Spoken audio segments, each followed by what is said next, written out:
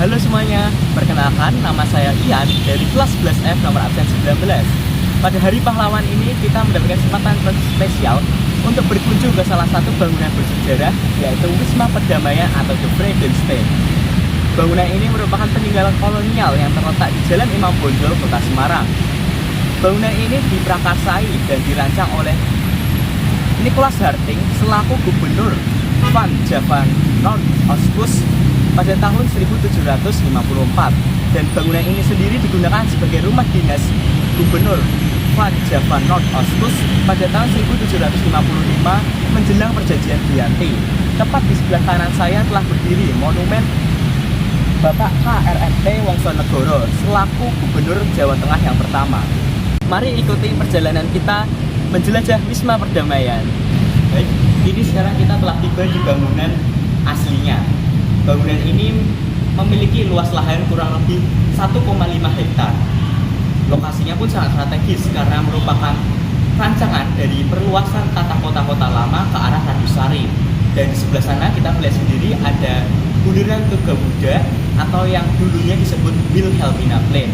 Dan di sebelah sana juga ada Lawang Sewu yang kita ketahui sebagai kantor dari perkereta apian di Nusantara pada waktu itu. Oleh sebab itu pembangunan dari The Vredestein sangat dipengaruhi oleh lingkungan di sekitarnya, di mana dengan adanya kantor ini sehingga hal komunikasi dan transportasi untuk pemerintah kolonial pun dapat berjalan dengan baik. The Vredestein itu sendiri memiliki arti istana perdamaian, di mana pada waktu itu kerajaan Belanda mengalami situasi yang sungguh-sungguh sangat damai.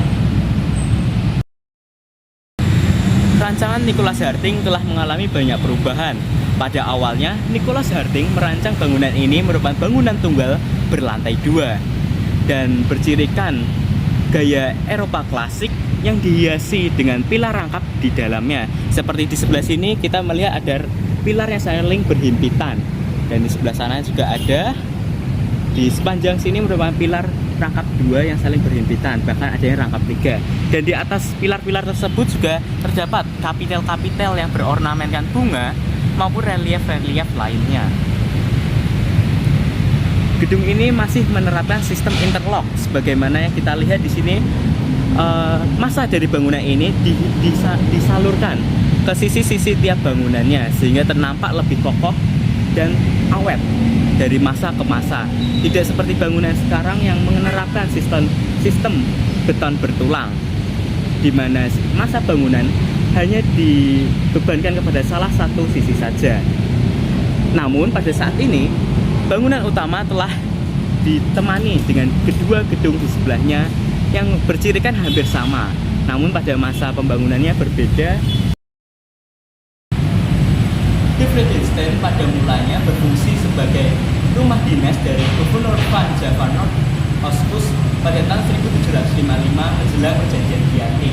Akan tetapi terjadi peralihan fungsi menjadi rumah dinas dari Gubernur Jenderal VOC pada waktu itu dan hingga menjadi rumah jabatan bagi residen Semarang.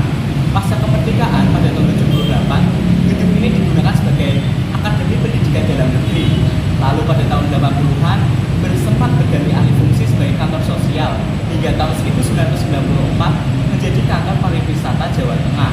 Dan pada tahun itu terjadi renovasi sehingga gedung ini digunakan sebagai rumah dinas dari Gubernur Jawa Tengah pada waktu itu yaitu Gubernur Suwardi. Pada awalnya gedung ini tentunya menjadi saksi bisu dari Perang Jawa, mengingat gedung ini sempat dihuni dan ditinggali oleh para petinggi-petinggi VOC pada waktu itu. Dan pada pemerintahan Stanford Raffles, gedung ini sempat digunakan sebagai pesta dansa memperingati hari ulang tahun Ratu Inggris yang dimeriahkan dengan penerbangan lampion sebanyak 620.000.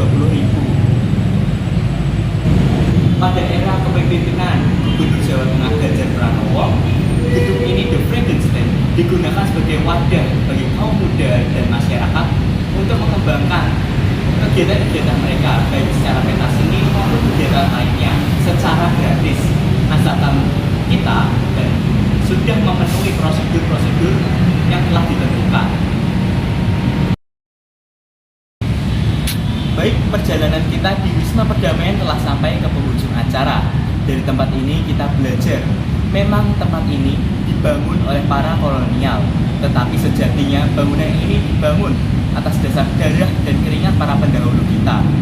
Kita sudah sepantasnya meneladani sikap kepahlawanan yang mereka tunjukkan, dan kita cukup berbangga dengan kemerdekaan ini.